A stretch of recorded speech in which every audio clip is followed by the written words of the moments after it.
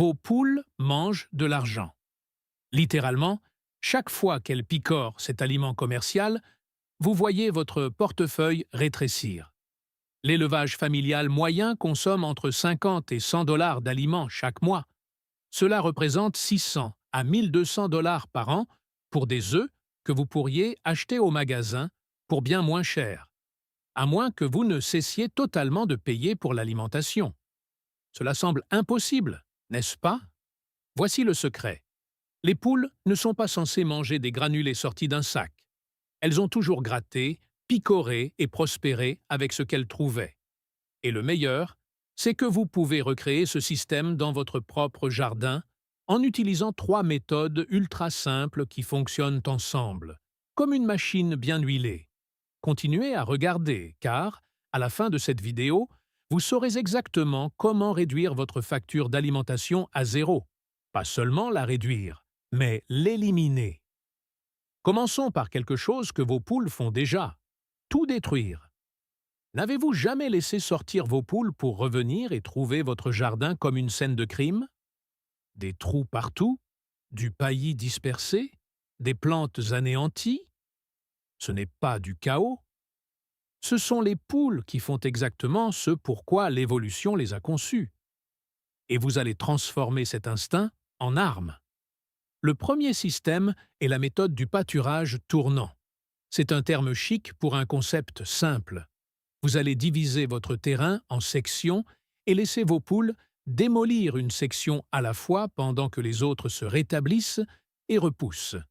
Considérez cela comme un bar à salade qui se remplit tout seul. Voici comment cela fonctionne. Prenez votre espace disponible et divisez-le en au moins 3 zones distinctes. 4, c'est mieux. 5, c'est l'idéal si vous avez de la place. Chaque section reçoit une clôture temporaire. Rien de permanent. Même juste quelques piquets et de la ficelle, si vos oiseaux ne sont pas des rois de l'évasion. Vous construisez une rotation, pas une prison. Maintenant, c'est ici que ça devient intéressant. Vous ne les lâchez pas simplement sur de la terre nue. Chaque enclos doit être planté de plantes hypercaloriques, à croissance rapide, dont les poules raffolent. La luzerne, la chicorée, et le champion absolu du fourrage pour poules, la consoude. Cette plante pousse comme si elle était en colère, et les poules la dévorent. Plantez vos enclos au début du printemps. Laissez-leur environ 4 à 6 semaines pour s'établir. Pendant qu'elles poussent, vos poules restent dans l'enclos numéro 1.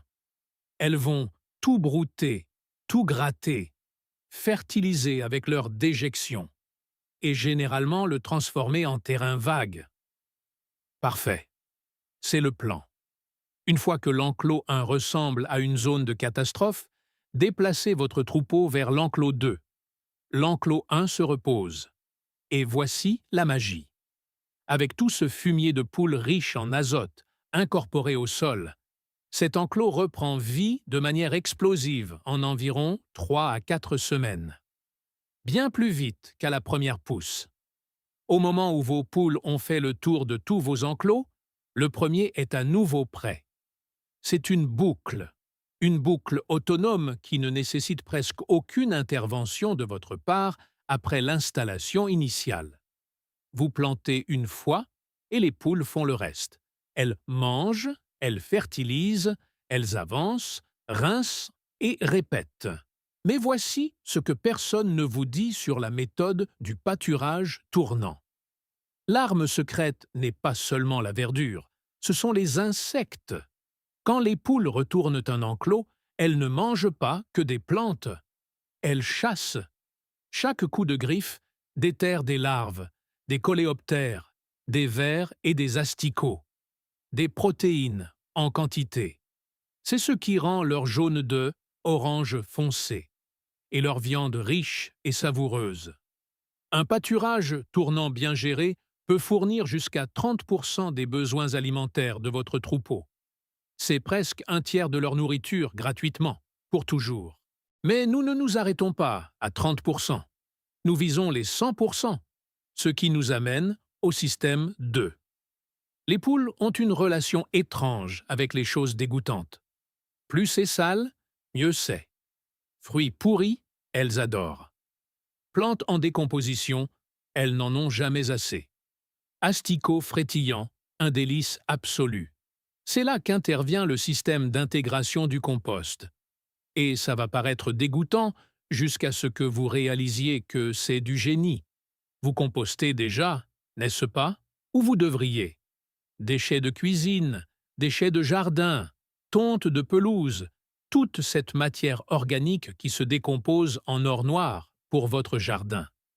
Maintenant, imaginez vos poules faisant la moitié du travail pour vous tout en se nourrissant en même temps. Voici l'installation. Construisez ou désignez une zone de compost juste à côté de votre enclos, pas à l'intérieur de l'enclos, à côté. Le compost a besoin de temps pour faire son travail, avant que les poules ne s'y jettent. Commencez à jeter vos restes de cuisine dans le tas de compost. Cœurs de fruits, marcs de café, coquilles d'œufs, pain rassis, laitue flétrie, tout ce qui est organique. Pas de viande ni de produits laitiers. Cela attire les rats et crée des problèmes. Uniquement des déchets végétaux. Laissez ce tas reposer pendant environ 3 à 5 jours. C'est là que la magie opère. Cette matière organique en décomposition devient un terrain de reproduction pour les insectes. Les mouches pondent des œufs. Ces œufs deviennent des larves, des asticots par centaines. Les coléoptères s'installent. Les vers se multiplient. Votre tas de compost devient une usine à protéines grouillantes. Après 5 jours, ouvrez la barrière. Laissez vos poules entrer dans la zone de compost. Reculez et observez la frénésie alimentaire. Elles dévoreront ce tas comme si c'était le dîner de Thanksgiving. Chaque asticot, chaque coléoptère, chaque ver est traqué et dévoré. En 20 à 30 minutes, vos poules viennent de consommer plus de protéines qu'une semaine d'aliments commerciaux ne pourrait en fournir. Mais elles n'ont pas fini. Pendant qu'elles chassent les insectes, elles mangent aussi la matière végétale partiellement décomposée, des légumes et des fruits ramollis qui sont bien plus faciles à digérer pour elles que des restes crus. Et elles déchiquettent tout avec leurs griffes, mélangent, aèrent et accélèrent le processus de compostage pour vous. Vous obtenez de la nourriture gratuite pour poules et un meilleur compost en même temps. Ce n'est pas un gagnant-gagnant. C'est un gagnant-gagnant-gagnant parce que vous éliminez aussi des déchets alimentaires qui auraient fini à la décharge. Voici le rythme. Nourrissez votre tas de compost pendant 3 à 5 jours. Laissez les insectes s'installer. Libérez les poules. Laissez-les s'en donner à cœur joie pendant 30 minutes à 1 heure. Puis, ramenez-les dans leur zone principale et recommencez le cycle. Vous pouvez le faire 2 à 3 fois par semaine, selon la quantité de déchets produits par votre foyer. Une note importante, ne les laissez pas vivre dans le compost à plein temps. Elles mangeraient tout trop vite, y compris les bactéries et champignons bénéfiques qui décomposent réellement la matière organique. Vous avez besoin que cette décomposition continue de se produire. C'est donc un accès contrôlé uniquement. Des raids programmés, pas une résidence permanente. Le système d'intégration du compost peut fournir encore 20 à 30% de l'alimentation de votre troupeau. Nous en sommes à 50-60% de nourriture gratuite maintenant. Ce n'est toujours pas suffisant. Vous avez besoin du système 3. La régularité est l'ennemi de la nourriture gratuite pour poules. Si vous comptez sur la verdure fraîche et les insectes du compost, vous êtes à la merci des saisons. L'hiver tue la croissance de vos enclos. Le froid ralentit la décomposition.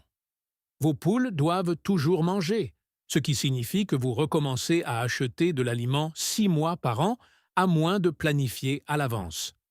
Le système 3 est l'usine à mouches soldats et à fourrage. C'est votre police d'assurance, votre plan de secours, votre bouée de sauvetage hivernale, et il fonctionne de manière automatisée. Commençons par les mouches soldats, pas les mouches domestiques. Les mouches soldats noires, une espèce complètement différente. Ces créatures sont incroyables. Les larves, souvent appelées grubes, sont composées à 40% de protéines et 30% de matières grasses. C'est mieux que la plupart des aliments commerciaux, et elles sont obsédées par la nourriture en décomposition. Voici comment vous les élevez. Vous avez besoin d'un récipient dédié. Un grand bac en plastique fonctionne parfaitement. Percez de petits trous près du haut pour la ventilation. Remplissez le fond avec environ 5 cm de carton humide ou de copeaux de bois. C'est votre litière. Maintenant, ajoutez des déchets alimentaires. Pas les déchets du tas de compost. On parle ici des trucs vraiment moches. Bananes trop mûres, pain moisi, tomates pourries, tout ce qui est trop gâté même pour votre compost. Jetez-le dans le bac. Si vous vivez dans un climat chaud, les mouches soldats noires trouveront votre bac naturellement. Elles sont attirées par la matière en décomposition comme les requins par le sang. Elles pondront des œufs dans vos déchets. Ces œufs éclosent en larves. Ces larves consomment tout dans le bac et deviennent grasses et riches en protéines en environ 2 semaines. Si vous êtes dans une zone plus froide ou voulez accélérer les choses, vous pouvez commander des larves de départ en ligne. De nombreux fournisseurs en vendent spécifiquement pour le compostage et l'alimentation des poules. Introduisez-en quelques centaines dans votre bac et laissez-les travailler. Voici la partie géniale. Les larves de mouches soldats noirs s'auto-récoltent. Lorsqu'elles sont prêtes à se nymphoser, elles rampent instinctivement hors des déchets à la recherche d'un sol sec. Ainsi, vous construisez une rampe à l'intérieur de votre bac qui mène à un seau de collecte. Les larves matures montent la rampe, tombent dans le seau, et boum, vous avez un récipient plein de protéines fraîches et grouillantes. Récupérez-les et donnez-les à vos poules. Elles vont perdre la tête. Les larves de mouches soldats sont des bonbons pour poules, et vous n'avez rien fait d'autre que de jeter vos déchets dans un bac et laisser la nature gérer le reste. Un bac peut produire plusieurs livres de larves par semaine, selon la taille et la température. C'est beaucoup de nourriture gratuite. Mais nous n'avons pas encore fini. L'autre moitié du système 3 est le fourrage. Si vous n'avez jamais entendu parler de fourrage, préparez-vous à être époustouflé. Le fourrage est une céréale qui a germé et grandi en un tapis dense de verdure. C'est comme un tapis vivant, nutritif, dont les poules raffolent. Voici ce dont vous avez besoin. Un sac de graines d'orge, de blé ou d'avoine. Vous pouvez en obtenir à bas prix dans un magasin d'aliments ou chez un fournisseur en gros. Un ensemble de plateaux peu profonds avec des trous de drainage. Des plateaux de semis en plastique fonctionnent très bien. Un endroit ensoleillé ou une lampe de croissance. Si vous faites cela à l'intérieur pendant l'hiver, faites tremper vos graines dans l'eau pendant 12 heures. Égouttez-les et étalez-les uniformément sur vos plateaux. Environ une couche d'épaisseur. Rincez-les 2 fois par jour à l'eau fraîche, sans les tremper. Juste un rinçage rapide pour les garder humides. En environ 7 jours, vous aurez un tapis épais de pousses vertes, les racines emmêlées, d'environ 15 à 20 cm de haut, racines, tiges, feuilles, même les graines restantes. Retirez tout le bloc du plateau et lancez-le à vos poules. Elles l'attaqueront comme des loups. La valeur nutritionnelle du grain germé est folle comparée au grain sec. Vous envisagez une augmentation de 600% de la teneur en vitamines. Les protéines se décomposent en acides aminés plus faciles à digérer. Et voici le point fort. Une livre de grains secs produit 6 à 7 livres de fourrage frais. Vous multipliez votre apport. Cette même livre de grains qui aurait duré un jour pour votre troupeau sous forme de grains secs dure maintenant 1 semaine sous forme de fourrage frais. Installez une rotation. 7 plateaux. Commencez un nouveau plateau chaque jour. Au moment où vous récoltez le plateau 7, le plateau 1 est prêt à redémarrer. Vous avez une ligne de production continue de verdure fraîche, même au plus profond de l'hiver, quand vos enclos sont gelés et que votre compost a ralenti. L'usine à mouches soldats et à fourrage couvre les 40 à 50% restants de l'alimentation de votre troupeau. Ajoutez-le à vos pâturages tournants et votre système de compostage et vous êtes à 100%. Complètement gratuit, complètement durable. Pas de magasin, pas de facture mensuelle. Terminé. Mais parlons de ce que personne ne mentionne quand on vous vend le rêve de la nourriture gratuite, le travail. Ce n'est pas un système qu'on installe et qu'on oublie. Ce sont 3 systèmes travaillant ensemble, et chacun nécessite de l'entretien. Vos enclos ont besoin de plantation et de surveillance. Votre compost doit être alimenté et rythmé. Votre bac à mouches soldat a besoin d'apport de déchets et d'un nettoyage occasionnel. Vos plateaux de fourrage nécessitent un rinçage quotidien. Ce n'est pas un travail difficile, mais c'est un travail régulier. Si vous sautez une semaine, vos systèmes s'effondrent, vos enclos sont surpâturés, votre compost s'assèche, votre colonie de mouches soldats périclite, votre fourrage moisit. Voici donc la réalité des faits. Si vous avez 5 poules et que vous faites cela comme passe-temps, ce système en vaut absolument la peine. Vous économisez 50 à 100 $ par mois et l'investissement en temps est d'environ 30 minutes par jour une fois que tout est établi. Si vous avez 50 poules et que vous essayez de gérer une petite exploitation, le calcul devient plus délicat. Vous auriez besoin d'enclos plus grands, de bacs à compost de taille industrielle, de plusieurs fermes de mouches soldats et de tout un rayonnage de plateaux de fourrage. C'est évolutif, mais cela évolue avec l'effort. Vous devez décider si votre temps vaut plus que le coût de l'aliment. Pour beaucoup de gens, c'est le cas. Car il ne s'agit pas seulement d'argent. Il s'agit de savoir exactement ce que vos poules mangent. Il s'agit de boucler la boucle de votre autonomie. Il s'agit de ne pas dépendre des chaînes d'approvisionnement, des magasins et des augmentations de prix que vous ne contrôlez pas. Et voici quelque chose que la plupart des gens ne considèrent pas. La santé des poules. Les oiseaux élevés avec cette méthode à 3 systèmes sont objectivement en meilleure santé que les oiseaux nourris aux aliments commerciaux. Leur système immunitaire est plus fort car ils reçoivent une nutrition diversifiée. Leur santé intestinale est meilleure car ils consomment des probiotiques issus de la matière de compost fermenté et des insectes vivants. Leurs œufs sont plus riches. Leur viande est plus savoureuse. Et ils sont plus heureux car ils font ce que les poules sont censées faire: glaner, chasser, manger de la nourriture fraîche. Les poules nourries aux aliments commerciaux s'ennuient. Elles se picorent entre elles. Elles développent de mauvaises habitudes. Ici, il y a toujours quelque chose à faire, quelque chose à gratter, quelque chose à chasser. Elles sont stimulées mentalement, et cela compte plus que vous ne le pensez. Parlons du timing. Quand devriez-vous commencer? Le printemps est idéal. Vos enclos s'établissent plus vite. Votre compost se décompose plus rapidement. Les mouches soldats sont naturellement actives. Tout fonctionne avec les saisons au lieu d'aller contre elles. Mais vous pouvez commencer à tout moment de l'année si vous êtes prêt à vous adapter. En commençant en hiver, concentrez-vous sur le système 3. Maîtrisez votre production de fourrage. Construisez votre ferme à mouches, soldats à l'intérieur, là où il fait chaud.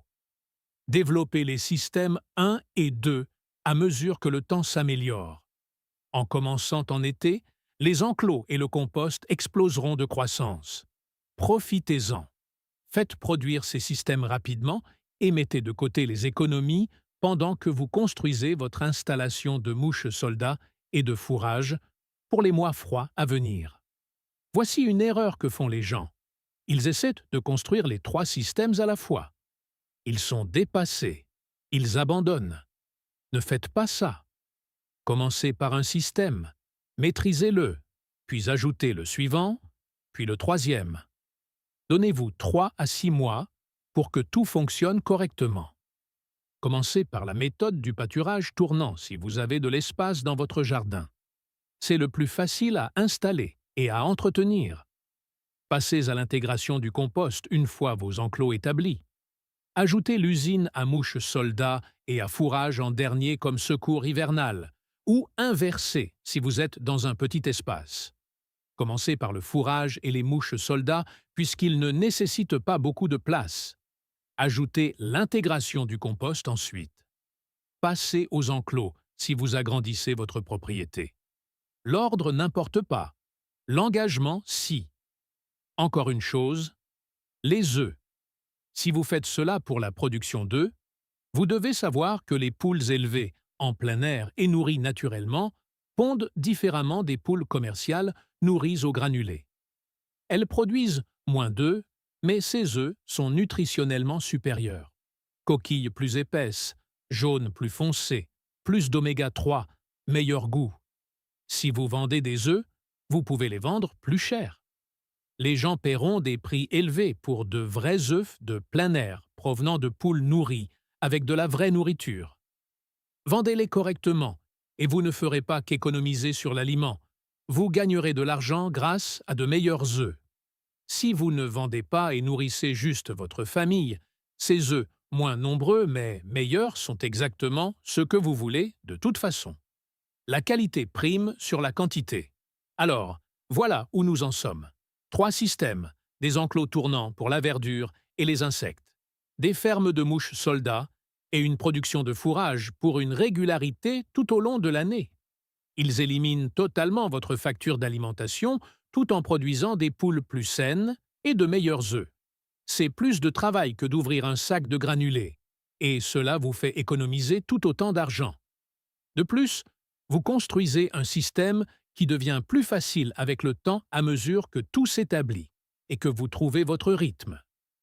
Les poules qui mangent l'argent de votre portefeuille sont sur le point de commencer à vous rembourser, pas en espèces, mais en autonomie, en sécurité alimentaire, en sachant que peu importe ce qui arrive aux chaînes d'approvisionnement ou au prix des aliments, votre troupeau continue de produire parce que vos systèmes continuent de fonctionner. C'est là la vraie valeur. Si cette stratégie change votre façon de voir votre élevage familial et votre budget mensuel, merci de vous abonner et d'aimer la chaîne. Nous découvrons les secrets d'autonomie que les systèmes modernes ont tenté d'enterrer. Commencez à cultiver votre indépendance dès aujourd'hui. Le prochain trésor de sagesse paysanne sera révélé bientôt.